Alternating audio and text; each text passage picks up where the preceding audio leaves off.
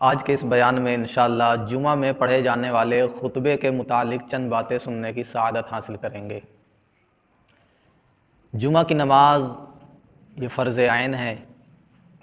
اور اس کی تاکید ظہر سے بھی زیادہ ہے۔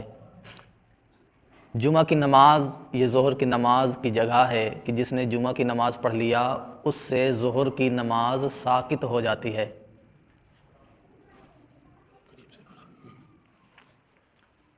نماز جمعہ ہر شخص پر واجب نہیں ہے، بلکہ اس کے لیے شرائط ہیں کہ وہ شرائط جس کے اندر پائی جائیں گی اسی پر جمعہ کی نماز فرض ہے۔ جمعہ کی نماز پڑھنے سے قبل خطبہ بھی پڑھا جاتا ہے اور یہ خطبہ شرط ہے کہ اگر نماز جمعہ کے لیے خطبہ نہ دیا گیا تو نماز جمعہ نہیں ہوگی۔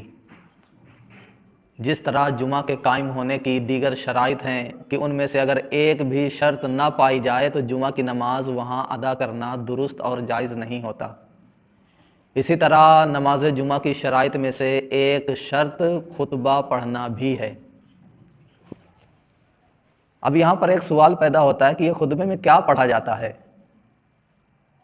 چونکہ ہم اردو جاننے والے ہیں،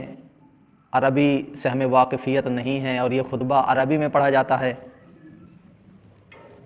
تو اس خطبے میں امام صاحب کیا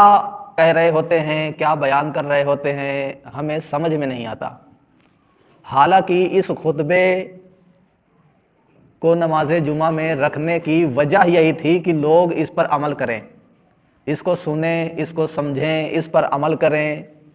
لیکن کیا ہوا کہ ہمیں عربی نہیں آتی، جس کی وجہ سے ہم سن تو لیتے ہیں لیکن سمجھنے سے قاصر ہو جاتے ہیں۔ اسلام جب عرب ممالک سے نکل کر دنیا کے کونے کونے پر پہنچا تو نبی علیہ الصلوۃ والسلام کے زمانے میں جمعہ میں صرف ایک خطبہ دیا جاتا تھا۔ عرب دنیا میں جب خطبہ دیا جاتا تو وہاں کے لوگ عربی جاننے والے ہیں، عربی ہیں، وہ لوگ سمجھ جاتے، اس پر عمل کرتے، لیکن جب اسلام کا دائرہ بڑھا اور اسلام حدود عرب سے نکل کر بے شمار ممالک میں پھیلا اور جمعہ کی نماز کا وقت آیا اور وہاں پر عربی میں خطبہ پڑھا گیا تو مسئلہ چھڑ گیا کہ اب یہ کیا کیا جائے، کیونکہ خطبے کا مقصد ہی یہی تھا اور خطبہ دینے اور خطبے کو واجب کرنے کا اصل مقصد اور بنیاد یہی تھی کہ لوگ سنیں، سمجھیں، دین کی باتیں سیکھیں، اس پر عمل کریں۔ اب کوئی ہندوستان کا رہنے والا ہے، کوئی پاکستان کا رہنے والا ہے، کوئی دوسرے ملک کا رہنے والا ہے، عربی نہیں جانتا، خطبہ عربی میں دیا گیا، اب اس کو کیسے سمجھ میں آئے گا؟ تو علماء نے یہ فتویٰ دیا کہ ہم ایسا کرتے ہیں کہ جو عربی میں خطبہ دینا سنت ہے اس کو تو اپنی جگہ پر رکھتے ہیں اور اس عربی خطبے سے پہلے ایک اردو میں خطبہ کر دیا جائے، ایک انگلش میں خطبہ کر دیا جائے، جو جہاں کا رہنے والا ہے وہ اپنی مادری زبان میں بیان کرے۔ تو اسی وجہ سے ہمارے ہند و پاک میں آپ دیکھتے ہیں کہ جمعہ کی نماز میں جو خطبہ ہوتا ہے اس خطبے سے پہلے بھی ایک بیان ہوتا ہے جو اردو زبان پر ہوتا ہے، اور ہر ملک میں اس کی مادری زبان کے اعتبار سے وہ خطبہ دیا جاتا ہے، لیکن جو اصل خطبہ ہے اس کو باقی رکھا گیا۔ یہ جو اردو میں ہم بیان کرتے ہیں، انگلش میں بیان کرتے ہیں یا کسی اور زبان میں جمعہ کے خطبے سے پہلے بیان کیا جاتا ہے، یہ بیان کرنا بدعت ہے۔ بدعت بولتے ہیں نئی چیز جو سرکار کے زمانے میں نہ ہو، بعد میں قائم کی گئی ہو۔ تو سرکار کے زمانے میں صرف جمعہ میں ایک خطبہ ہوتا تھا، وہ بھی عربی میں ہوتا تھا، لیکن سرکار کے زمانے کے بعد یہ دو خطبے بنا لیے گئے، لیکن یہ ایسی بدعت ہے جو بری بدعت نہیں ہے،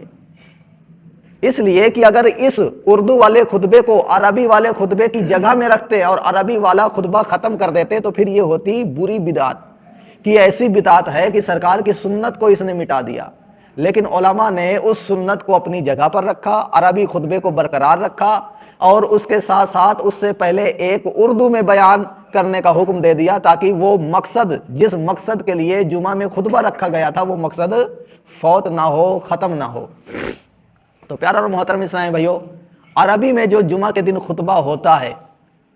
اس میں کیا بیان کیا جا رہا ہوتا ہے، کیا بتایا جا رہا ہوتا ہے، انشاءاللہ آج مختصر سے وقت میں ہم روشنی ڈالنے کی کوشش کریں گے اور دیکھیں گے کہ اس خطبے کے اندر کیا بیان ہوتا ہے۔ یہ خطبات علمی میرے پاس کتاب ہے، اس کا پہلا خطبہ میں آپ کے سامنے رکھوں گا اکثر و بیشتر ہر خطبے میں یہی باتیں ہوتی ہیں، بس الفاظ جدا گانا ہوتا ہے۔ جیسے میں آپ سے کہوں کہ مجھے پانی کا ایک گلاس چاہیے تو میں یوں بھی مانگ سکتا ہوں کہ مجھے پانی پلا دیجئے، یا یوں بھی کہہ سکتا ہوں کہ مجھے پیاس لگی ہے، یا یوں بھی کہہ سکتا ہوں کہ ایک گلاس پانی ملے گا کیا؟ بات ایک ہے، مفہوم ایک ہے، مقصد ایک ہے، لیکن تعبیر اس کی جدا جدا لفظوں سے کر دی جاتی ہے۔ اسی طرح خطبے میں جو چیز بیان کی جاتی ہے وہ ایک ہی ہوتی ہے، بس انداز اور الفاظ جدا گانا ہوتے ہیں۔ خطبے کے اندر سب سے پہلے اللہ تعالیٰ کی تعریف و توصیف بیان کی جاتی ہے، پھر نبی علیہ الصلوۃ والسلام کی ذات پر درود پاک، پھر صحابہ کرام کی تعریف و توصیف کی جاتی ہے، اس کے بعد قرآن پاک کی ایک آیت پڑھی جاتی ہے، پھر اس کے بعد دیگر مسلمانوں کے لیے مغفرت کی دعائیں کی جاتی ہیں، پھر مسلمانوں کو وصیت اور نصیحت کے چند کلمات کہے جاتے ہیں، اور پھر اللہ تعالیٰ کی تعریف کرتے ہوئے اس خطبے کا اختتام ہو جاتا ہے۔ یہ ہوا پہلا خطبہ۔ دوسرے خطبے میں بھی ایسے ہی ہوتا ہے کہ انہی چیزوں کو لوٹایا جاتا ہے۔ پہلا خطبہ ہم جب سنتے ہیں تو امام صاحب کہتے ہیں الحمدللہ الذی جعل یوم الجمعۃ سید الایام، کہ تمام تعریف ہو اس اللہ کے لیے جس نے جمعہ کے دن کو تمام دنوں کا سردار بنا دیا۔ اللہ تعالیٰ نے تمام دنوں کا سردار اس جمعہ کو بنایا ہے۔ اچھا، یہ جمعہ کا دن تمام دنوں کا سردار ہو گیا، افسر ہو گیا، اس کی وجہ کیا ہے کہ جمعہ دنوں کا سردار کیوں بن گیا؟ سنیچر نہیں بنا، اتوار نہیں بنا، سوموار نہیں بنا، منگل بدھ جمعرات نہیں بنا، جمعہ کا یہ دن ہفتے کے 6 دنوں پر فائق ہو گیا اور ان کا سردار بن گیا۔ تو اس کے بارے میں مشکات شریف کی حدیث میں آتا ہے کہ نبی علیہ الصلوۃ والسلام نے فرمایا یہ جمعہ دنوں کا سردار اس لیے ہے کہ اس دن تمہارے والد حضرت آدم کو پیدا کیا گیا۔ تو جمعہ کے دن حضرت آدم کو پیدا کیا گیا، آدم تمام انسانوں کے باپ ہے، اس وجہ سے ان کی پیدائش کا دن بھی تمام دنوں کا سردار بن گیا۔ اچھا پیارا اور محترم اسلام بھائیو، یہ خطبے کے معنی اور مفہوم کو سمجھنے کے ساتھ ساتھ کچھ ہم اہم باتوں پر بھی تذکرہ کریں گے کہ آدم علیہ الصلوۃ والسلام کی تخلیق جمعہ کے دن ہوئی تو کس وقت ہوئی؟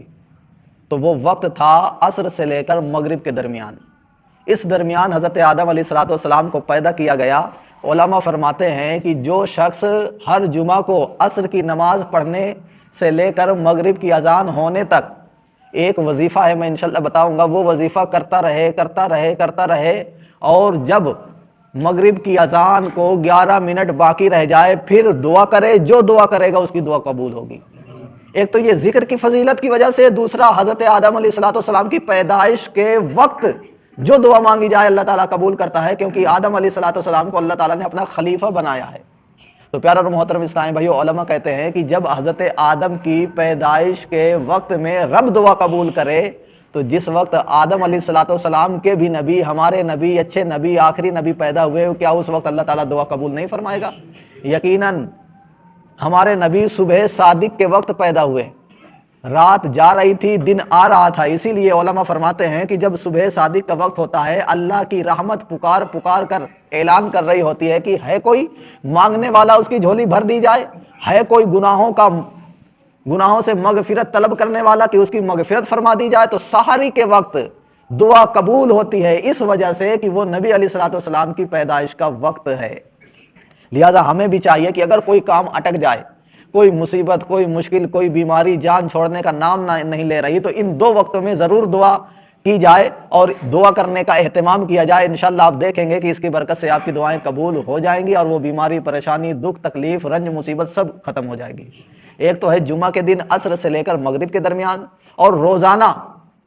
سحری کے وقت دعا کیا جائے۔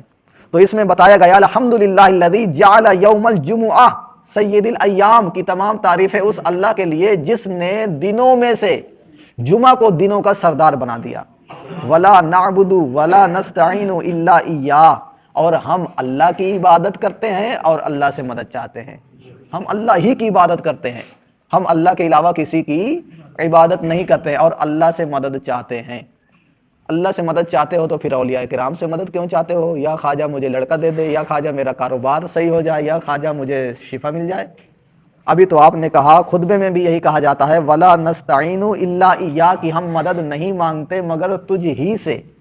تو پیارے اور محترم اسلام بھائیو، اس کا سادہ سا جواب یہ ہے کہ یہ کہہ کون رہا ہے؟ یہ ہم کہہ رہے ہیں نا،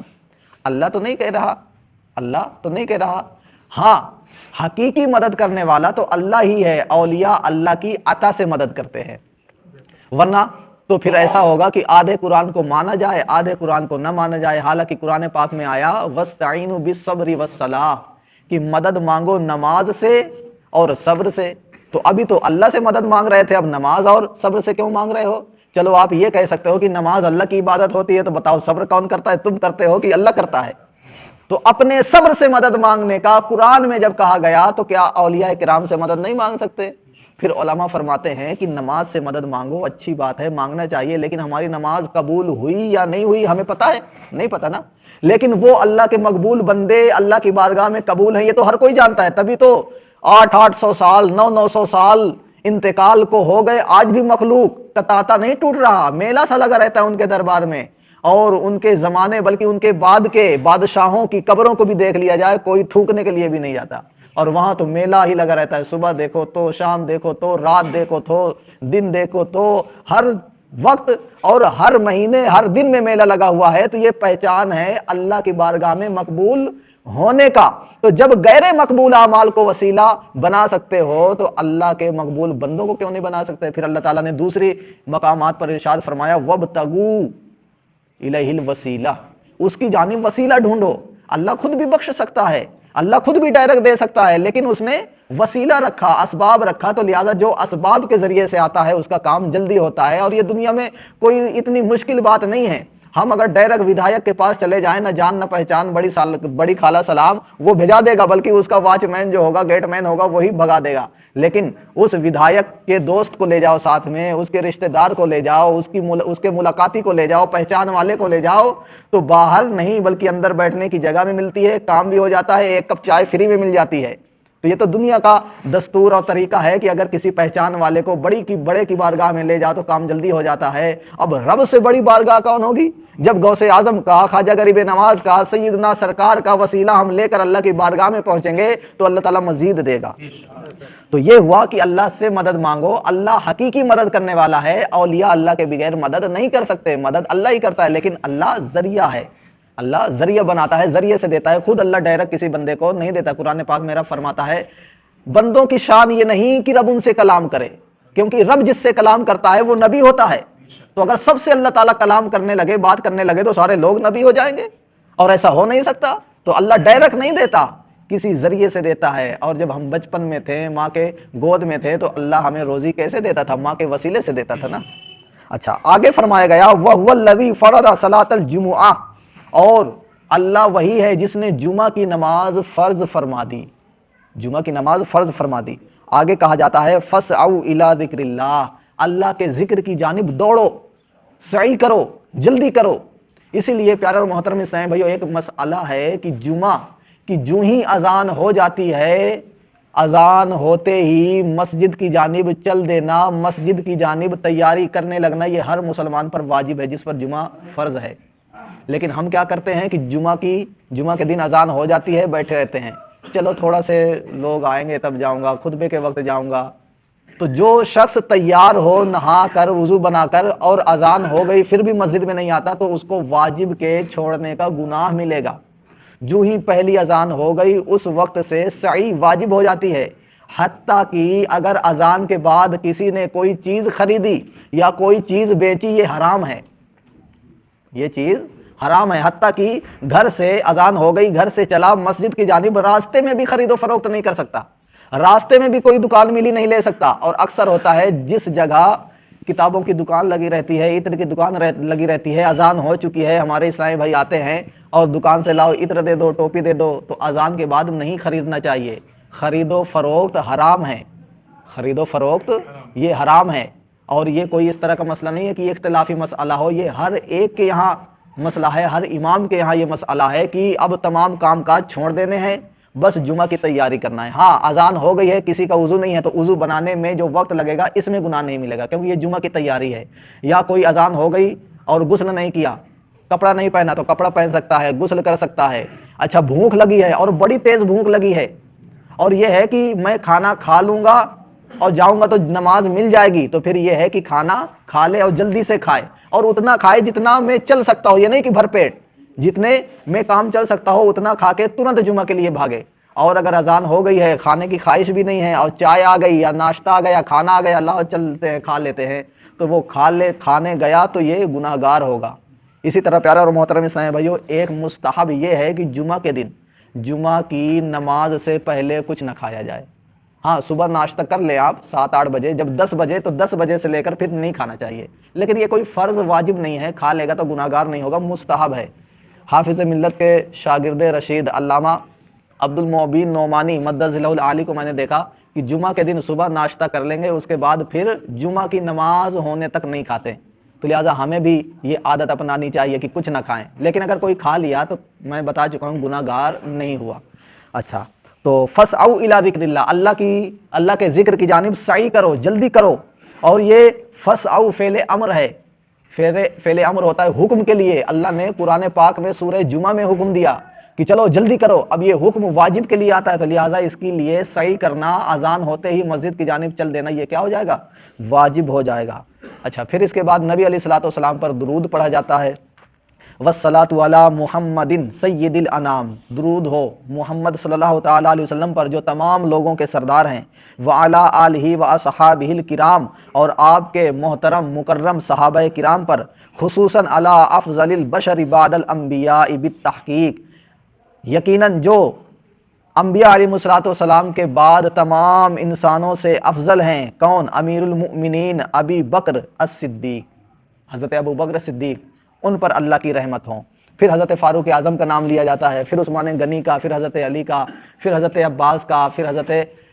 فاطمہ رضی اللہ تعالی عنہ کا، پھر امام حسن امام حسین رضی اللہ تعالیٰ عنہ کا۔ پیارے اور محترم اسلامی بھائیو، جمعہ کا جب خطبہ ہوتا ہے تو خطبہ سننا ہر مسلمان پر واجب ہے، خطبہ کہنا شرط ہے، بغیر خطبے کے جمعہ کی نماز پڑھی گئی جمعہ کی نماز نہیں ہوگی، اور یہ سننا ہر مسلمان پر واجب ہے۔ خطبے کے دوران کچھ باتیں منع ہیں، علماء فرماتے ہیں جو کام ہم نماز میں نہیں کر سکتے وہ کام خطبہ سنتے وقت بھی نہیں کر سکتے۔ آپ دیکھیں جب نماز میں ہم نیت باندھ لیتے ہیں تو ادھر ادھر دیکھ بھی نہیں سکتے، اگر منہ پھیر کر دیکھیں گے تو نماز ٹوٹ جائے گی۔ اسی طرح ہم کھا نہیں سکتے، پی نہیں سکتے، چل نہیں سکتے، بول نہیں سکتے، بولنے سے مراد دوسرے سے نہیں بول سکتے۔ اسی طرح جب تک خطبہ ہو بلکہ امام سیڑھیوں میں بیٹھ جائے گا اس وقت سے سامعین پر خاموشی بنائے رکھنا اور پرسکون ہو کر بیٹھنا یہ واجب ہے۔ اب علماء نے کہا بیٹھے کس طرح، بندہ بیٹھے کس طرح، تو بعض نے کہا کہ جس طرح بھی بیٹھے بیٹھ جائے، کیونکہ یہ نماز نہیں ہے، لیکن بعض نے کہا کہ جب یہ نماز کے جیسے ہے تو ویسے ہی بیٹھا جائے جیسے نماز میں بیٹھا جاتا ہے، چونکہ اس میں جمعہ کی نماز میں 2 خطبے ہوتے ہیں اور نماز بھی کم سے کم 2 رکعت ہوتی ہے، تو علماء نے بتایا کہ پہلی رکعت یہ پہلے خطبے کی طرح ہے، دوسری رکعت دوسرے خطبے کی طرح ہے، لہذا پہلے خطبہ کو جب سنا جائے تو اتحیات میں جس طرح بیٹھتے ہیں نا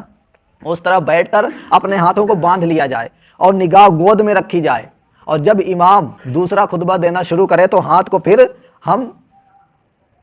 زانوں پر رکھ لیں گے، رانوں پر رکھ لیں گے اور دوسرا خطبہ اس حالت پہ سنیں گے۔ پھر یہ بھی فرمایا گیا کہ جمعہ کے دن ایک گھڑی ایسی ہے کہ اگر بندہ دعا کرتا ہے اس کی دعا قبول ہو جاتی ہے، وہ وقت کون سا ہے؟ علماء نے کئی قول بیان کیے ہیں، ان میں سے ایک قول یہ بھی ہے کہ جب امام پہلا خطبہ دے کر دوسرے خطبے کے لیے بیٹھتا ہے تو وہ وقت قبولیت کی گھڑی ہوتی ہے، اس وقت جو دعا بندہ کرتا ہے اس کی دعا قبول ہوتی ہے، اور یہ وقت بہت مختصر ہوتا ہے، تو لہٰذا ہمیں اس میں دعا کرنا چاہیے، لیکن زبان سے نہیں، دل میں کریں گے، کیونکہ زبان سے خاموش رہنا واجب ہے۔ اسی طرح خطبے میں جب نبی علیہ الصلوۃ والسلام کا امام صاحب نام لیتے ہیں تو درود ہم دل سے پڑھیں گے، زبان سے نہیں پڑھیں گے۔ اس کے علاوہ کہیں بھی نبی علیہ الصلوۃ والسلام کا نام سنیں گے تو زبان سے درود پڑھنا پہلی مرتبہ واجب ہے، اور کئی مرتبہ لیا گیا تو پھر مستحب ہے۔ اللہ تعالی ہمیں عمل کی توفیق عطا فرمائے۔